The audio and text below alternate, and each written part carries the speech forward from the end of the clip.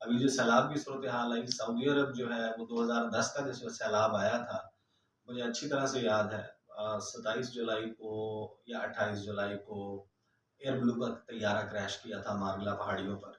उस वक्त बारिशों का सिलसिला शुरू हुआ था और अगस्त के पहले हफ्ते में पता चल गया था कि सैलाब की सूरत हाल है। 23 अगस्त 2010, आप सर्च कर लें सऊदी अरब ने कितनी इमदाद दी। 23 अगस्त को उनकी जो प्रेस रिलीज आई थी, जो उनके यहाँ पर सफारत खाने ने जारी की, और उन्होंने बताया $190 मिलियन इमदाद कर चुके थे।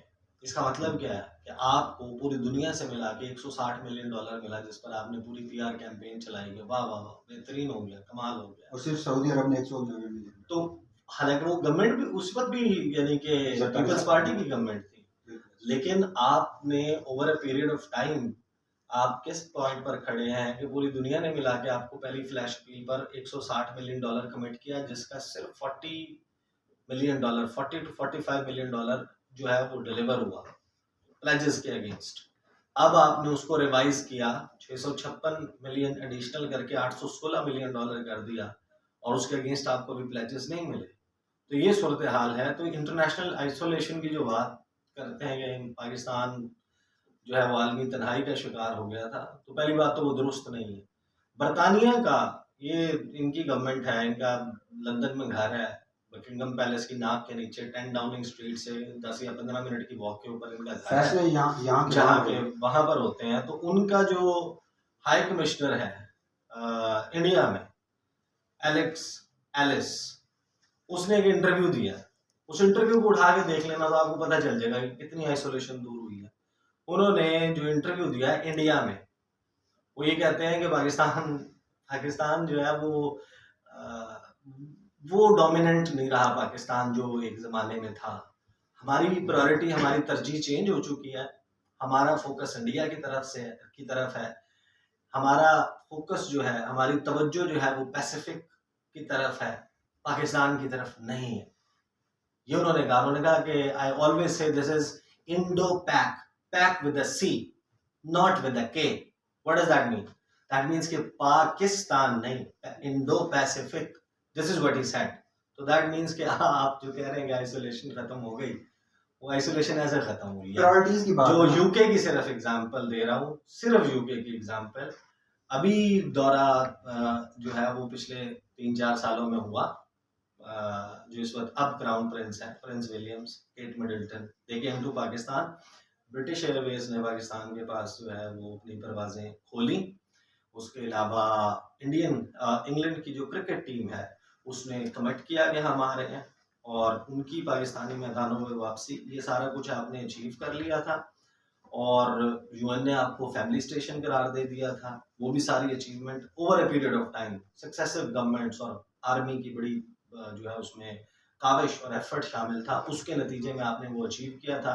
और अब आपका जो है वो यूके का हाई कमिश्नर इंडिया में बैठ के इस किस्म की स्टेटमेंट देता है, तो आप खुद गेज कर लें कि कितनी आइसोलेशन कम है। अब पाकिस्तान चाइना के उतने करीब नहीं है और हम अमेरिका से अपनी पिंगे फिर से बढ़ा रहे हैं।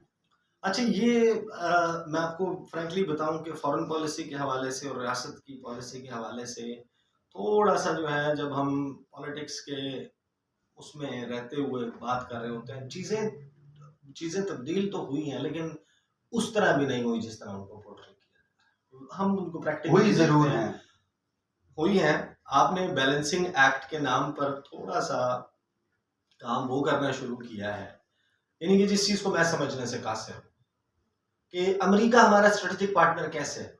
ये क्यों आप बार बार कह रहे हैं अमेरिका हमारा स्ट्रेटेजिक पार्टनर नहीं है। उनका स्ट्रेटेजिक पार्टनर इस खित्ते में इंडिया है। इंडिया हमारा दुश्मन है। दो दुश्मनों का एक स्ट्रेटेजिक पार्टनर नहीं हो सकता। होता है ना, friend of a friend is a friend. वो पूरा एक है कि जो दोस्त का दोस्त है वो आपका दोस्त है, जो दोस्त का दुश्मन है वो आपका दुश्मन है, जो आपके दुश्मन का दुश्मन है वो आपका दोस्त है। आपकी कन्वर्जेंस होती है ना, आपके इंटरेस्ट एक होते हैं। तो अमेरिका का स्ट्रेटेजिक पार्टनर तो इंडिया है, जो उसे चाइना के अगेंस्ट यूज कर रहा है। तो पाकिस्तान कैसे है? दूसरी बात ये कि अगर वो हमारा स्ट्रेटेजिक पार्टनर है तो किस तरीके से वो हमारे सबसे बड़े दुश्मन मुल्क को, जिसको हम एडवर्सरी रियासत के लेवल के ऊपर करार देते हैं, उसके साथ वो बीका, लिमुआ, कमकासा के मुआहदे करता है, उसको न्यूक्लियर सप्लाई ग्रुप का मेंबर बनाना चाहता है, जो यूएन सिक्योरिटी काउंसिल है उसके एक्सपेंशन में चाहता है कि उसको साथ जो है वो इंडिया को शामिल कर लिया जाए, वो उसको जो commission for international religious freedom है उसके तहत पाबंदियां नहीं लगाता, उसको खास तशवीश वाले ममालिक की फहरिस्त में नहीं डालता, इंडिया को जो है वो जो आपका काटसा है इनका कानून, countering American adversaries through sanctions act, उसके तहत रूस से S-400 मिसाइल डिफेंस सिस्टम लेने पर उस पर पाबंदियां नहीं लगाता, तो वो इतनी कंसेशंस इंडिया को देता है, हमें तो नहीं देता, तो हमारा कैसा स्ट्रेटेजिक पार्टनर है? चले, आपने जितनी भी ये मिसालें दी और इसके साथ साथ लंबी डिबेट है इस पर हो सकती है। आखिरी सवाल क्विकली, मोदी साहब गुजरात में एक जलसा करते हैं और उसमें कहते हैं, पिछले दिनों की बात है कि जी कश्मीर का मसला हल हो चुका। तो ये देखें, ये जब आप उल्टी कलाबाजियां जो आप समर सॉल्ट्स लगा रहे हैं ना जब से आप आए हैं, उसका ही नतीजा निकलेगा। मैं आपको इंसिडेंट्स उंगलियों में गिनवा देता हूँ। होता है क्या है जनाब, प्राइम मिनिस्टर बनते हैं शहबाज शरीफ अभी वोट उनको मिलता है, अभी उन्होंने हल्फ नहीं उठाया, वो floor of the national assembly खड़े होकर अपनी फॉरेन पॉलिसी के ऊपर, लोकल मामला पे भी बात की, उन्होंने अपनी फॉरेन पॉलिसी भी शुरू कर दी, सऊदी अरब उनके साथ क्या हुआ, इंडिया के हवाले से बात की, बाकी उनके ममालिक के हवाले से। उसके बाद नरेंद्र मोदी खत लिखते हैं, उस खत में वो मेंशन करते हैं टेररिज्म का, वो बातचीत का मेंशन करते हैं, उनका कंसर्न है ना, उन्होंने कर दिया, जवाब में हमारे प्राइम मिनिस्टर खत लिखते हैं ना, उसमें वो कश्मीर का एक्चुअल जो आपकी रियासत का मौक़िफ़ है वो रखते हैं ना, वो इंडिया की इन्वॉल्वमेंट टेररिज्म में पाकिस्तान में है। या तो आप हमें बताएं ना कि झूठ बोलती थी रियासत कहती थी कि इंडिया जो है वो पाकिस्तान में सबवर्सिव एक्टिविटीज में अफगानिस्तान की सॉइल को इस्तेमाल करते हुए मुलव्वस रहा है, बलूचिस्तान में रहा है, केपी में रहा है, APS समेत आप मुख्तलिफ जो है वो गिनवाते जाएं वाकयात, दासू डैम अटैक से समेत आप हर चीज का लिंक जो है वो इंडिया से जोड़ते थे। या तो वो झूठ था, अगर वो झूठ नहीं था तो आपके प्राइम मिनिस्टर को जब वो टेररिज्म की बात कर रहे तो जवाब में टेररिज्म की बात करते हुए क्यों दुख होता है? अच्छा, फिर क्या होता है कि शहबाज शरीफ साहब का सॉफ्टवेयर अपडेट, वो दोबारा जो है वो रिवर्ट करते हैं उस पोजीशन के ऊपर जो खान साहब के दौर में रियासत ने बनाई थी।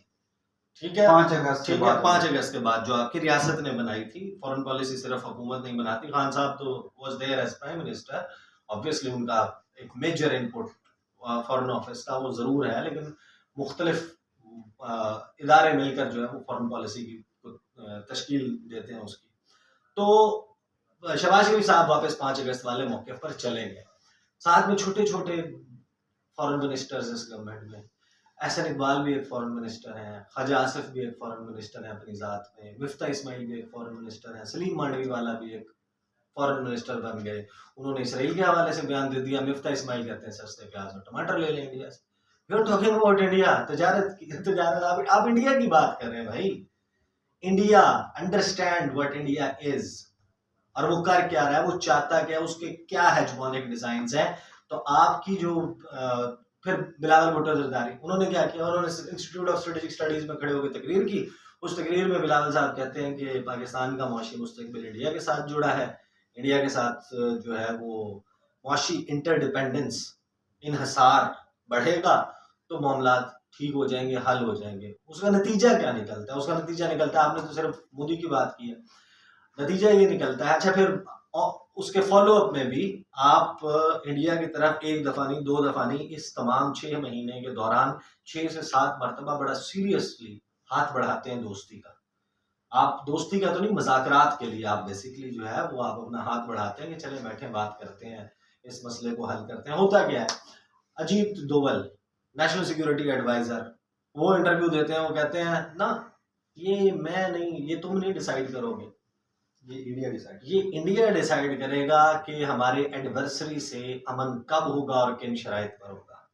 अमित शाह जाते हैं, अमित शाह जाकर जम्मू कश्मीर में बयान देते हैं कि ना पाकिस्तान से कोई बात नहीं है, और नरेंद्र मोदी कहते हैं कि जनाब मैंने कश्मीर का मसला हल कर दिया है।